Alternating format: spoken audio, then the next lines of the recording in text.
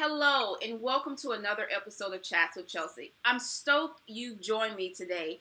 We have a very special guest. She's based in Chicago, Illinois. She has her own conference, her own consulting firm. She is a brand consultant. She loves Jesus. She loves building up women. Ladies, sister friends, help me welcome Candace Armour to the Chats with Chelsi show. Candace, welcome. Thank you. That was a beautiful introduction. It's all you, and you're beautiful, so it just matches perfectly.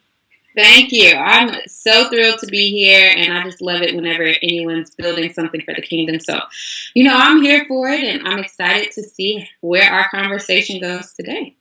Well, thank you for joining me. So let's get started, Candace. You are known as a brand consultant. Tell us about the journey from college to being able to put those two words next to your name. Awesome. So I'm long-winded, but I'm going to try to make it as short as possible. So I actually have my bachelor's in mechanical engineering. But prior to going to college, I actually wanted to have a hair business. Like I always wanted to do hair. Like I was always into hair. I just got my hair done today. It looks great. But when I was little, I started braiding hair when I was probably in like 6th grade for like cash, and then in high school I would braid my friend's hair. I would get paid to do it.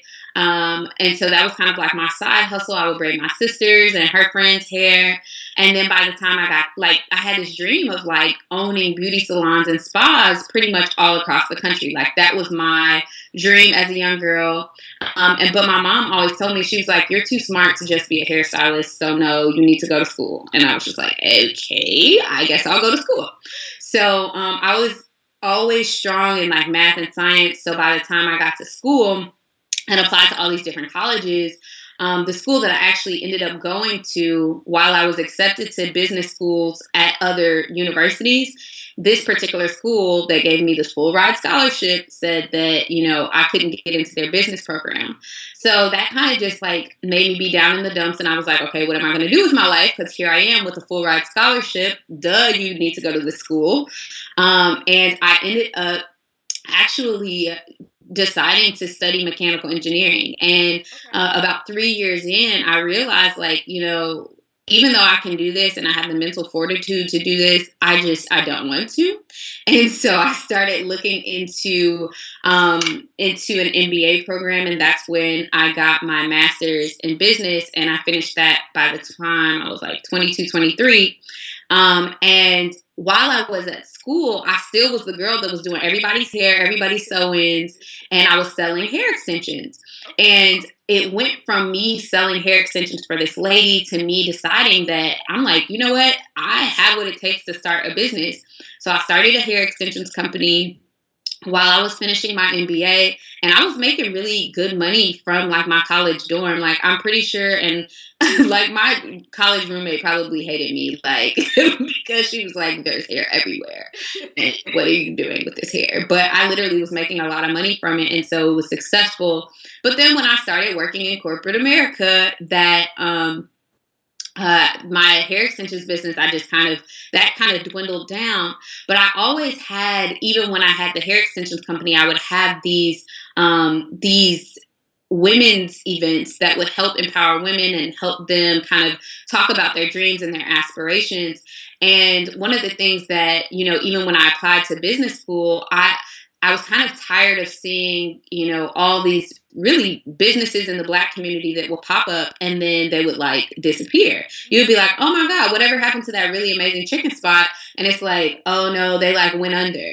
And so I always knew that because I was blessed to be able to go to school, on a full tuition scholarship, and to be able to have some of the experiences that I was afforded by even going to college, getting my master's in business, that wasn't something that many people in the Black community were able to say that they were able to do. So I really wanted to help people take their ideas and turn them into businesses, and to not just turn them into businesses that, were successful in one community, but that were successful from a global and national standpoint. And so that's really really why I kind of had that passion to help people build and grow their businesses, because it's not that people have, a shortage of ideas. It's just that they have a shortage of understanding of how to make these things thrive over, and stand the test of time. My father was an entrepreneur, even though he doesn't have a college degree, but he literally took care of our entire family from entrepreneurship. And even with him seeing, how he was successful, but then seeing some of his shortcomings kind of forced me to realize that there is a way that you can learn how to do these things right. And to, make sure that businesses stand the test of time. So, long story short, in terms of how brand consulting got next to my name, was after, leaving college and working in corporate America, I did digital marketing technology consulting for large global brands. And think about like fast fashion retailers, just these really huge brands, technology companies, started working in Silicon Valley, all of that stuff. But I realized that I wanted to do it for people that looked like me, whether it was women or Black women. And so when I left my job in corporate America in 2017, one of the things that people always asked me was, okay, you started your business, Epic Fab Girl. When I started that, it was probably 2016. When I started that, and even when I started my hair extensions company, people always ask me, how did you do that? How do you know what to do? And so that's how I became a brand consultant, is by helping people take their ideas and what they have so that they can do what they can with what they have. And even the Bible talks about, when you're faithful over few, God will make you ruler over much and ruler over many. And so I really believe that there's something spectacular that happens when people literally take what God has given them, whether it be their ideas, the few resources that they do have, and put them together to make it something valuable and useful. And that's basically what I help women do today. Well, first off, I must say thank you for following Jesus. You are impacting the lives of women across the country, across the world. Two, one of the things you talked about was entrepreneurship and how you saw that at home with your father. What has been some of the things that you have intentionally worked on to improve from what you saw at home? Absolutely. So, let's be honest. My dad, he's super old school. He does what he want to do. He don't listen to nobody, and he does what he wants to do. Okay. So I love my dad, and he's getting to the age where he's realizing that his kids, because for example, my sister, she just got an honorary doctorate of law, and she already is a lawyer, but she just got an honorary doctorate. And I think for parents, sometimes it's hard for them to see that, yes, I am over my child in authority from that perspective, but, there's something that I can also learn from my children. And I think that my dad's finally getting to that point where he's like, okay, my kids can tell me a little something, but, they don't always listen, right? So my dad, that was kind of his approach even to business. He did what he knew, but never, he kept doing what he knew. And while that worked for a time, what works for a season doesn't work forever. And for him, it was like not knowing when to hire people to manage your people, not knowing when to bring on help. He literally tried to be that single entrepreneur where he's the CEO, the president, the manager. He would hire admin people, but he would never hire people that really could help him take his business to the next level. But it wasn't that he didn't know to do that. I will say it wasn't that he didn't want to. It's just he didn't know to necessarily, okay, I need to hire an HR manager to manage my people so that I don't have to deal with the stress of managing my people. Or I don't know when to put my, stop working and pause and take time to go away and be with my family. So the things that I learned from that perspective is to make sure that I'm hiring my weaknesses, that I'm making sure that I'm bringing people alongside me to advise me when I don't know what to do and when I want to take my business to another level, because, you can't get to the next level on your own, honestly. And even for me, my goal is to to be a millionaire before I'm 30, right? And so I know that's something that I can't just do in my own strength. And so I'm just learning to be, to make sure that I'm hiring the right people and that I'm having the right support around me. And one thing that I will say that I did learn from my dad was, to just, it was something else that I forgot. But my dad has really taught me how to, know from a work ethic perspective, to just to walk on in faith and not, trust your environment all the time. Because my dad actually was born in 1991, and that was the same year that my dad walked away from his high paying job. And so even with that, he worked for the city and walked away and was kind of like, okay, here I am with a family. I was his fifth child, and he still had to take care of his family. But I think seeing God, really move in his life where he was able to be successful, that was really big for me, was to see that his faith took him where he couldn't go on his own. But I'm mindful to, know that I can't keep dwelling on the past. I have to keep iterating and making progress for the future, because technology and everything changes, in a very short period of time. So that's that. Yes, thank you for sharing those lessons, because those are things that people even in our generation struggle with. And you mentioned to hire based off your weakness. This is the thought that came to my mind. People want to hide their weaknesses, and you can bring on someone who complements your weakness. But how do you do that, or what's your strategy? What's your recommendation to just avoid jealousy in your business as you're building, because you see someone doing something that you're terrible at and that you may want to actually do well, you just don't? Yeah. What's interesting is I didn't think you were going to take it that way, of jealousy, honestly, because I think for me, I just realized that my business is a baby, right? And I think of it like a baby. And in the same way, and I use this analogy a lot of time when it comes to Mary and Jesus, right? Mary just happened to be the vessel, and Jesus was the gift to all humanity, right? And he changed everything, right? He changed everything. The baby didn't necessarily belong to her, but when she gave birth to that baby, she gave the baby what the baby needed. And depending on different babies, you're going to give the baby what it needs to survive and to thrive. You're not going to give a baby, just any old thing. You're going to give the baby the best of what you can give them so that they can grow into who they are called to be. I think of the same thing when it comes to business. When it comes to my business, I have to realize that it does not belong to me. It's not mine. Nothing on this earth belongs to us. It's God's, right? And so for me, I have to realize, when I'm working with other people, that I want to hire, granted, the thing that I care most about when bringing people on is that they can run with my vision and support my vision and see my vision through, and also tell me when I'm tripping. Girl, you doing the most.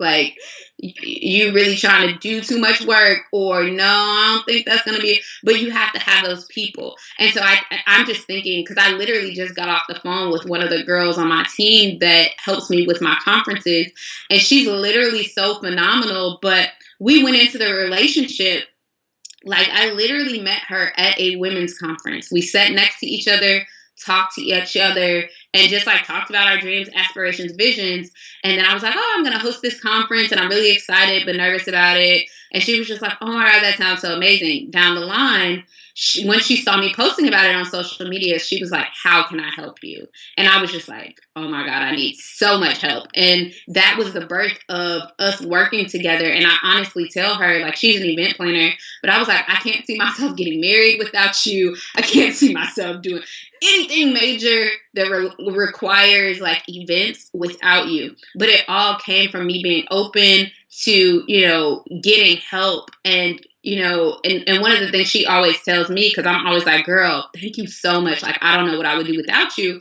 She was like, no, thank you for letting me be a part of your vision, because it's scary to let someone in on your vision and trust them with what you're doing. And it's the same reason that I talked about before when it comes to the baby analogy, right? You don't just let your baby be watched by anybody. You be like, no, I don't know if you're a pedophile. I don't know if y'all got roaches. Like, I'm just saying, like, we don't know. We're not going to just put our baby into the hands of someone that we cannot fully trust. And so one of the things, for me in all of that, how I position myself is I pray. And I have prayed over my team, over my business OSs, over my events, over everything that I do long before I ever even do it. Like, I probably pray a little too much. Like, I'd be like, Lord, is this the right one? I pray that you send the right people, that they have the right motives, that there not be any aggression, any craziness. But then there are times where there are other people that do come on to what you're doing, and they may get jealous because they're like, ooh, who you think you are? And it's like, being comfortable, learning to be comfortable as a Christian to say the truth and not feel like you have to be like you have to cower back in a corner and tiptoe and be quote unquote nice when you have to say something that's actual criticism. Like, sorry, but you have to do it. If you may have to fire someone. You may have to tell someone, hey, this is great, but this is what I was looking for. And those are the tough conversations that you have to, vet people ahead of time before to know that they're not going to feel like you are, getting high and mighty as opposed to just trying to do a good job and operate in the spirit of excellence that God wants you to. Do you have those tough conversations with volunteers like you would with a paid team member? So what I will say is that all of my team is volunteer. So everyone, yes, all of my team for Epic Fab Girl Go Getter Conference is volunteer, with the exception of like we may hire like a marketing person, and we may hire like last year we hired one like event planner, and then. But what I have learned is that overall and I just talked about this on Instagram, I just did a post. If you build what God told you to build, the people will come.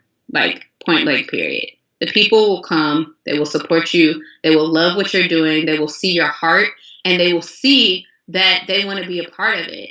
And what I had to stop seeing for myself was, I used to be like, oh my God, I feel so bad. I can't give these people, any money, or I can't, I'm building with what I have.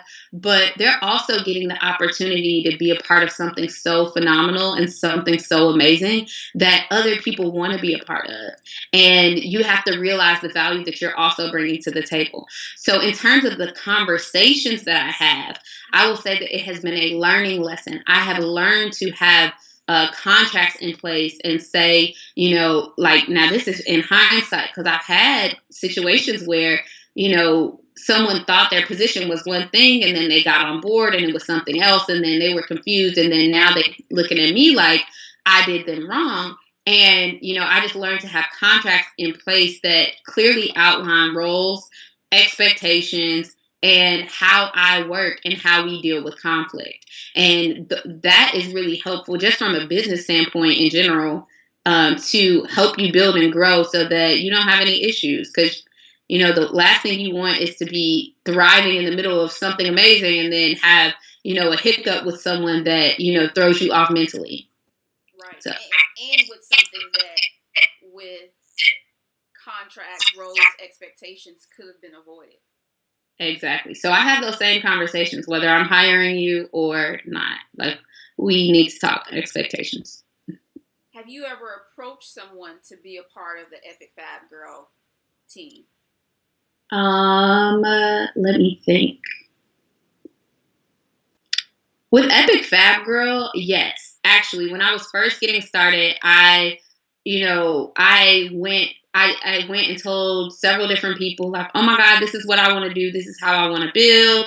And, honestly, the people that want to help, they will volunteer themselves. That's what I will say. Because, not to say that people are wrong for not wanting to help you, but other people have visions that they're supposed to carry out.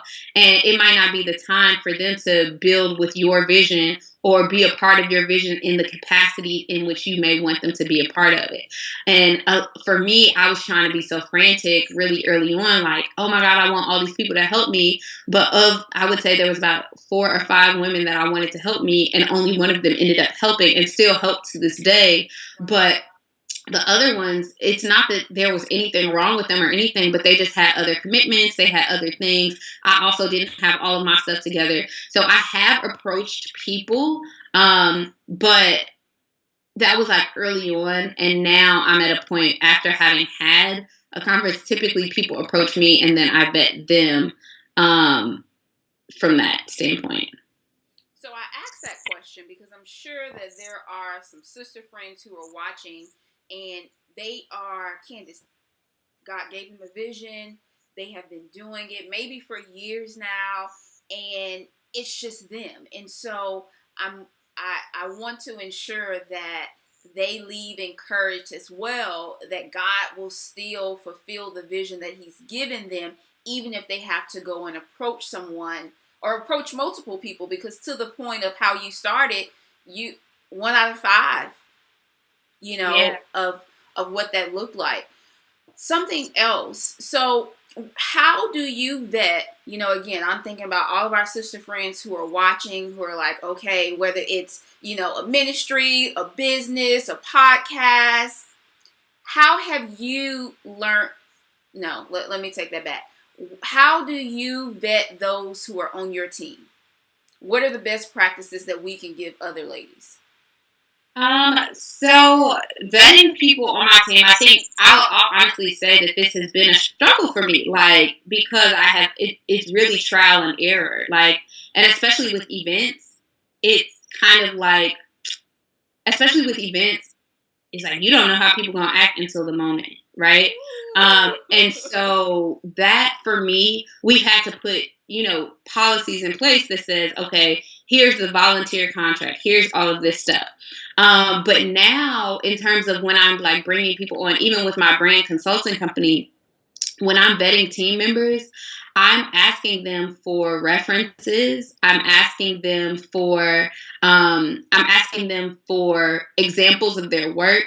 I'm interviewing them. I'm asking the hard questions. I'm asking them, how do you, and having an honest conversation, because I'm very blunt and I'm very straight to the point, and I like things in excellence, and I let people know that, and I talk like it's a conversation about, hey, this is how I am. How do you behave with this type of feedback? And having those conversations earlier on will help you better understand how people are actually going to respond. But I think, you just have to be prayerful, watchful. And I also think that God allows us to go through things to be able to discern types of spirits later. Because, baby, I went through some stuff in my first conference that I was like, we shall never again. And then went through other stuff in my second conference, and it was a complete different, disaster. But it was just like no one would have ever known. But going through those situations helped me to learn and grow and to see what to ask for and what to pay attention to.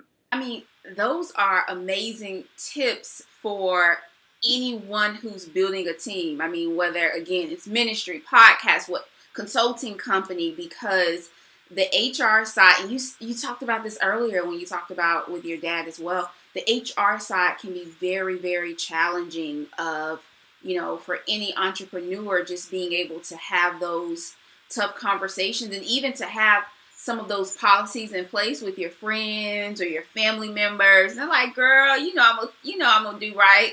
Yet sometimes those are the people that you definitely need to have those contracts and stuff with. So you have a conference. I've done events, I've planned galas, I've done those things. It's a lot of work. Tell us the vision behind the conference, the brand behind the conference. How did you, as a brand consultant, decide that it was going to be the Go Getter Conference? Yeah, so honestly, Go Getter Conference came from me hosting events, wanting to see women come together and seeing that there was like something magical that happened in the room. But then what happened? I had kind of this transformational experience with Jesus. And before I was saved, before I recommitted my life to the Lord, I love to dance. I love music. I love all things ratchet. Like, that's just who I am. That's me as a person.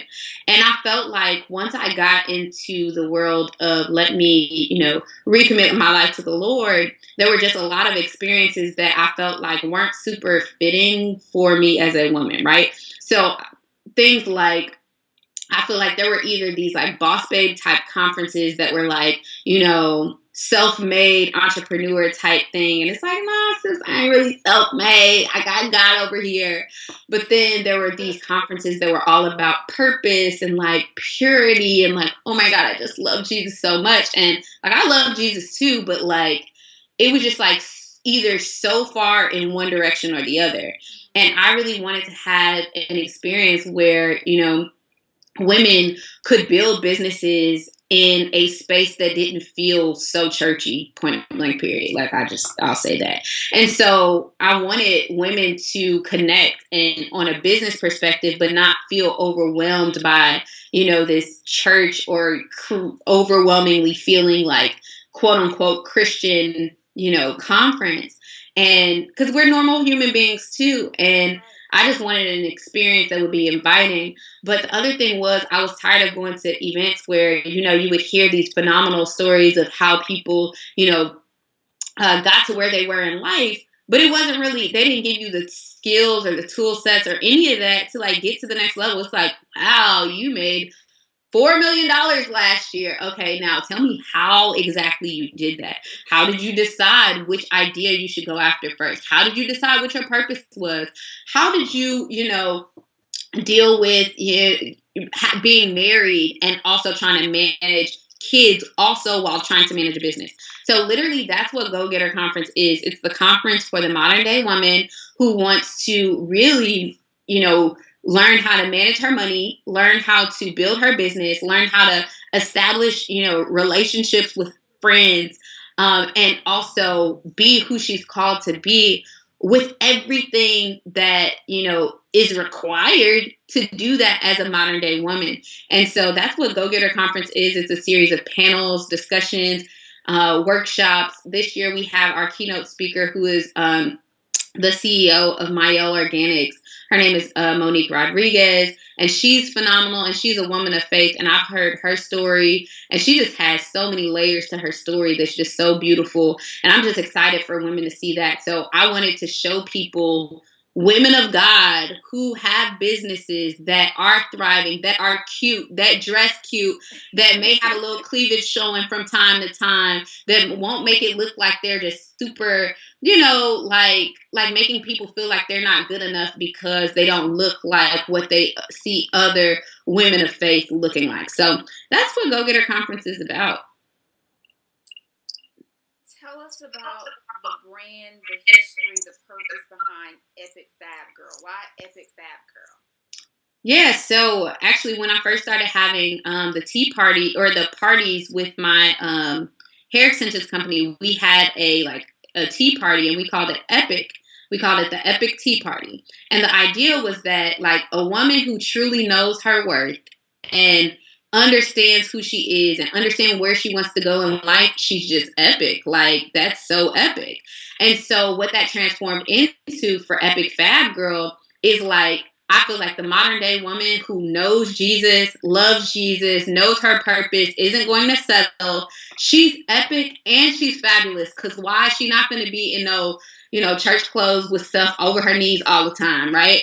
Like, she's epic, she's fabulous, she's owning it, she's not conceited, she's not arrogant, because a lot of times people try to make us feel like, oh, why do you put so much into the way that you look? First of all, God made me this way, and God knows that, number one, that people are attracted to beautiful things. He created people. The Bible says that he understands people and the way that they behave because he created their hearts. And God created people's hearts, so he knows why people behave the way that they do. People are superficial, so yes, they're going to be drawn into cute stuff. But best believe when they're drawn into my cute little face, my cute little outfit, they're going to get a whole lot of Jesus. And so at the end of the day, Epic was this concept of a woman really being fully whole and fabulous and not being afraid to be who she is. So that's where Epic Fab Girl came from. You have your consulting company, Epic Fab Girl. You have the conference. Tell our sister friends how we talked about those things individually, and I've done that for a purpose. Tell us how you and God have brought all that together where you have been able to actually brand yourself. Yeah. So, Epic Fab Girl, in and of itself, just started as a blog to help Christian women express themselves, go after their dreams, talk about purpose. What that then turned into was us hosting Go Getter Conference. And Go Getter Conference was for women entrepreneurs and influencers. From then, we started hosting like women's events around the country. And like, for example, right now we have a series that is going to be, we're heading to Boston, New York, Dallas, Houston, a bunch of different places. And we're hosting this collaboration over competition sisterhood mixer. So that's literally me like walking in my purpose by way of helping, like I'm a connector of women. I love to connect people and letting them, figure out the rest, right? And then I host, or for my consulting company, I speak pretty much across the country and also internationally as well. And so whenever I go to a different city to actually speak, so for example, when I'm going to Boston next week, I'm speaking at a content marketing conference, and then I'll be in New York. While I'm there, I'm hosting an event for not Go Getter Conference, but for Epic Fab Girl. So I'm doubling up on what I'm doing. So whenever I'm going somewhere, it's faceted so that I can not only build my personal brand while I'm speaking there, but really building Epic Fab Girl while I'm there. And then the last piece is Go Getter Conference is what, I always point everyone back to. So when we're touring and going on events, I'm always making sure that people know, like, you like this mini experience for 2 hours, you're going to love a 3-day weekend with us. So make sure that you get you some tickets to Go Getter Conference because it's going to be lit and it's going to sell out and your life is going to change and you'll literally never be the same. Never be the same. I love it. Love it. Love it. What is, as we begin to close, Candace, what are some of the biggest brand mistakes that you see female entrepreneurs make and that you can help them with through the conference, through the blog, and through your consulting company? Yeah, so one of the biggest mistakes that I see, I'm going to give you two. Okay.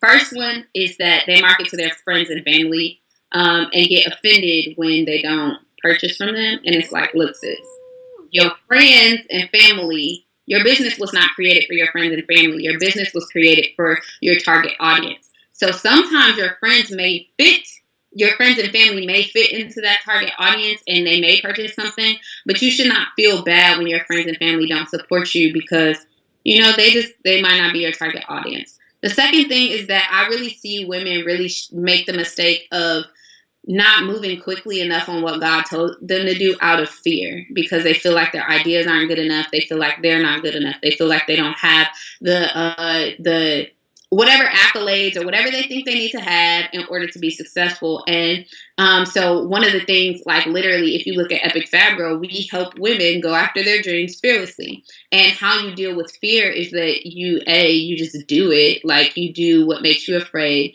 and you trust God in the process. Like when God told me to walk away from a 6-figure paying job, I was like, okay, well, yeah, of course you're going to send me all the money, right?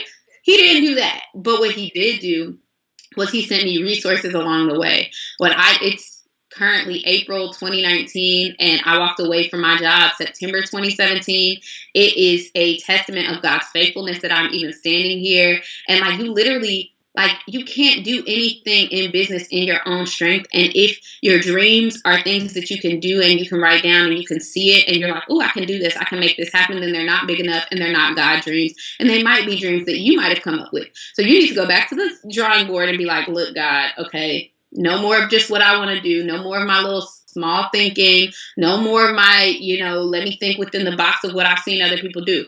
God is trying to take you somewhere to do something that has never been done. And a lot of times, even if you think about like the founders of like big companies like Facebook and stuff, that stuff did not exist. So, and they probably didn't even have the idea for it until, a couple of years before it even launched out. So it's like, you have to be so open to what God wants to do in your life, because the thing that God may want you to do may not even exist right now. And you just have to be willing to grow and build and work with God in the process. So stop being afraid and do what God has called you to do. A lot of times you don't need nothing else but a little push of tough love to get your butt up and do what God already told you to do, and stop waiting and wondering why everybody else is being successful and you not being successful, when in reality you just not focusing on what God told you to do. Just build.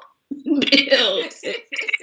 Well, thank you. No, I appreciate that. What's the scripture that keeps you going, Candace?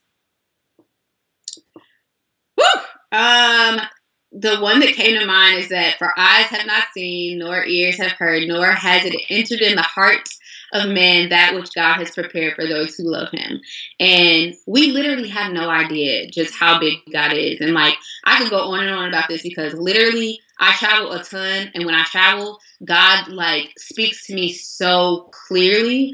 But like, I traveled to Australia in February, and literally the fact that it took me 15 hours on plane from Chicago to get to Australia, leave in the day, and it's daytime there. It's like, we really have no idea just how big God is. And a lot of times we try to act like we know. Like, no, we're operating in what we know. And our minds are not even, we don't know, like, our minds are operating in what we can see. And that's why faith requires us to walk without sight and walk without seeing those things. But you have to see them in the spirit before they ever manifest in the natural. So, I mean, I'm really big on faith, but God literally, like, when you love God, God has prepared some amazing things for you. And a lot of times we get in the way of what God wants to do because of our, small-mindedness. So that really keeps me going, is knowing that there's, even when things get tough, even when I'm like, Lord, how are my bills going to get paid? It's like, he got me. Like, I can't even imagine the things that he's going to do for me. That's beautiful. It's beautiful because your faith is not just something you talk about. It's clearly something that you live and that you continue to believe in, that the beauty of dependence on God, right? I know for me, one of the things that the Lord has worked on me is just the spirit of being independent, being a perfectionist, and it's no. At all times, I should be dependent on God, because as you were sharing earlier, everything that we have, from possessions to money to talents to gifts to the ability to do whatever it is that we have, we are stewards of that. While we're here on this earth. And so it's just so powerful, and it's just so beautiful just to see you, to hear you, but to really be able to just know in my spirit that what you're saying is what you live and what you it's what you live and it's what you preach. And so I'm grateful for that. We need more people, more women who are on fire for God, who are being them true selves too, right? Because I saw you had a shirt on one of your Instagrams. You bad, you bougie, you saved. And so it's... You need to bring that shirt right on back. Listen, I will put my hands up. Over to epicfabgirl.com. It's right there, sis. So tell us how we can follow you, stay in touch with you, get in touch with you. Awesome. The easiest way is if you head over to Instagram, Epic Fab Girl, and literally you can click the link in the bio to find out more about Go Getter Conference. My personal bio is also, my personal Instagram account is also in there, but you can find me on Instagram at Candace Janae, and it's CandaceJunee. My parents tried to get real fancy with it, so yes. But that's how you can stay in touch with us, and just head over to our Instagram and the link in our bio just to get plugged in. We have like discounts for conference tickets. So if you join our mailing list, that's a really great way to stay plugged in and know if we're coming to a city near you. Well, that's fabulous. I'm gonna have to get you here to Richmond, so we can do something here. Well, ladies, help me in thanking Candace so much for being here with us today. As you know, we are still doing our nominations and our donation drive for the second annual Mother-to-Be celebration. So head over to lifewithchelsi.com. There you can donate cash. You can shop our Amazon registry. And if you're in the area, we will meet you at headquarters if you have a donation. So again, thank you, sister friends, for being a part of today's conversation. I hope it bless you, and I look forward to seeing you for the next episode of Chats with Chelsi. Awesome.